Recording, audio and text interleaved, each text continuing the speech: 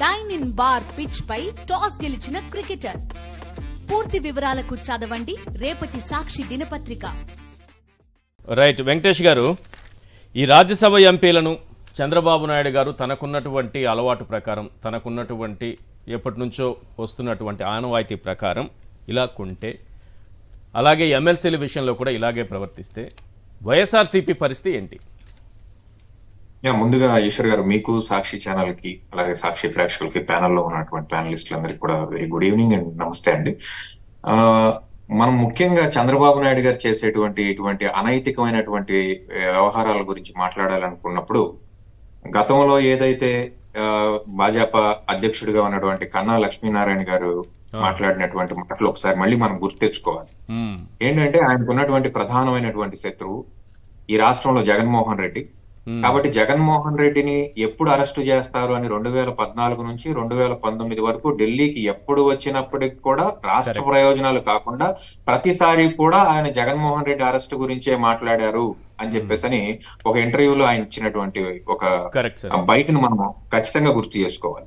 ఇక రెండో విషయానికి వచ్చినట్టే, చంద్రబాబు గారితో ప్రయాణం అనేది వంచనతో కూడిన వంతెన మీద ప్రయాణం లాంటిది అని చెప్పి ఏదో సినిమా డైలాగులు ఉన్నటువంటి ఒక డైలాగ్ ని మనం గుర్తు చేసుకోవాలి.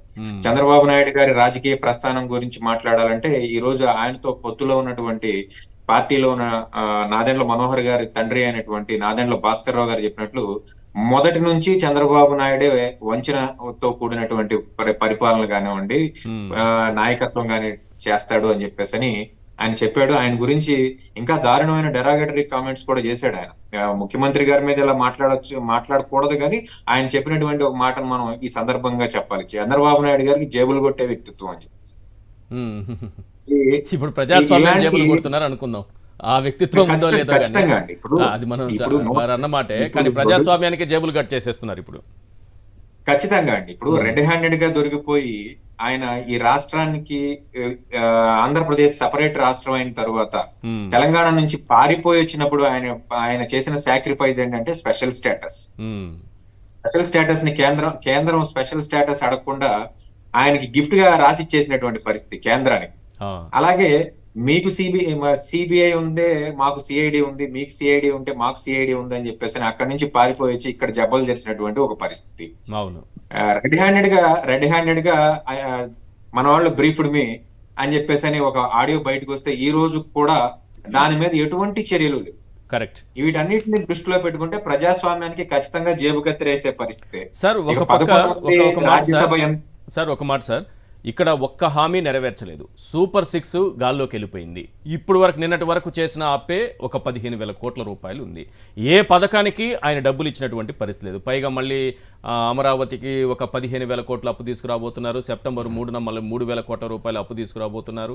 అలాగే గ్యారంటీ అప్పులు ఒక 5,200 కోట్లు అదొకటి ఉంది.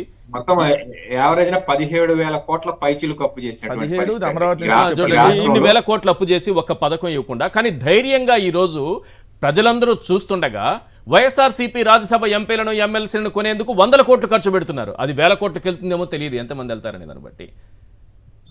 ఇంత డబ్బు అప్పులు చేసి ప్రజల కోసం ఒక్క హామీ నెరవేర్చకుండా, ఒక్క సంక్షేమ పథకం ఇవ్వకుండా, ఇచ్చిన మాట ఏది నెరవేర్చకుండా డైరెక్ట్గా నేను ఈ డబ్బుల్ని వాటికి వాడుకుంటాను, లేదా నా దగ్గర ఉన్నటువంటి సొమ్మును వాడుకుంటానని చెబితే ప్రజల్లోకి తప్పుడు సంకేతం వెళుతుందనేటటువంటి భయం కూడా ఉండదా? ఎట్టి పరిస్థితులు ఆయన సమాజానికి భయపడి రాజకీయం చేసే పరిస్థితి నుంచి ఎప్పుడో దాటిపోయి ఆయన అందులో పిహెచ్డి చేసినటువంటి ఒక పరిస్థితి. సమాజానికి ఏ రోజు కూడా చంద్రబాబు నాయుడు గారు భయపడరు. బేషరతుగా హామీలు ఇచ్చేటప్పుడు ఎలక్షన్ ముందు బేషరతుగా హామీలు ఇచ్చారు. ఆయన సూపర్ 6 అని చెప్పేసి 15,000, 18,000 అని చెప్పేసి ఆయన చెప్పడమే కాకుండా కొత్తగా పాలిటిక్స్ లోకి వచ్చినటువంటి పవన్ కళ్యాణ్ తో కూడా అబద్ధాలు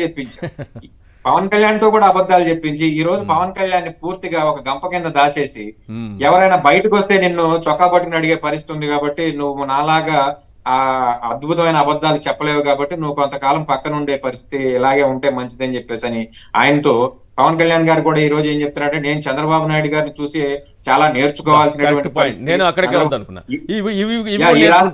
పవన్ కళ్యాణ్ ఇవి కూడా నేర్చుకుంటారా రేపు? ఖచ్చితంగా. ఇప్పుడు చంద్రబాబు నాయుడు గారిని చూసి ఎవరైనా కూడా ఏమి నేర్చుకోవాలండి? ఇవి తప్ప ఇంకేమో నేర్చుకోవడానికి ఉంది.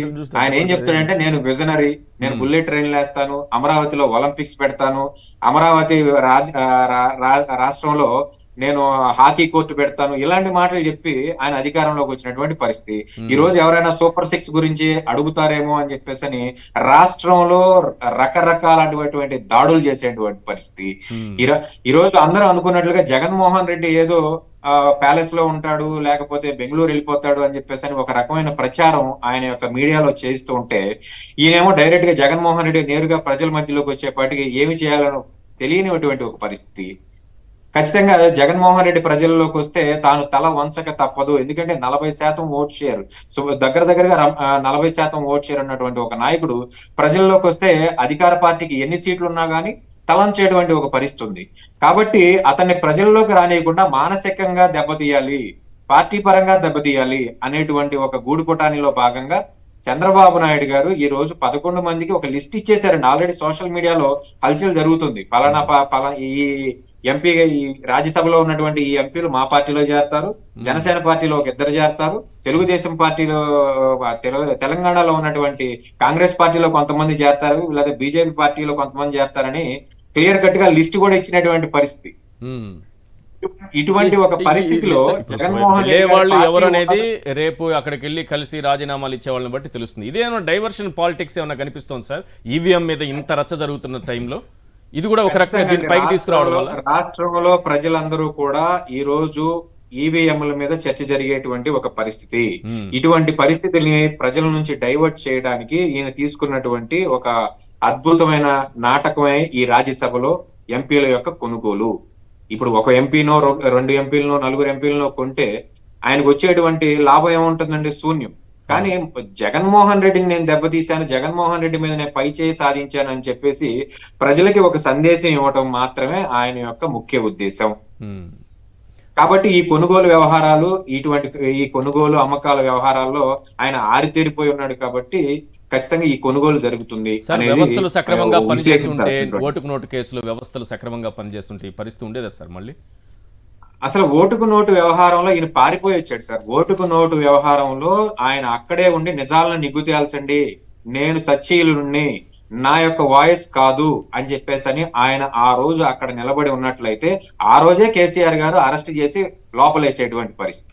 కాబట్టి రాత్రికి రాత్రి ఆయన బయలుదేరి రోడ్డు మార్గం ద్వారా ఆంధ్రప్రదేశ్ కి పారిపోయి వచ్చి ఇక్కడ టెంట్లు వేసుకునే పరిపాలన చేస్తాను, అప్పటికే సుమారుగా 27 కోట్ల రూపాయలు పెట్టి సచివాలయాన్ని, అక్కడ ఆంధ్రప్రదేశ్ కి ఏర్పాటు చేసుకున్నటువంటి సచివాలయాన్ని, ఫర్నిచర్ ని అక్కడ వదిలేసి పారిపోయి వచ్చినటువంటి పరిస్థితి.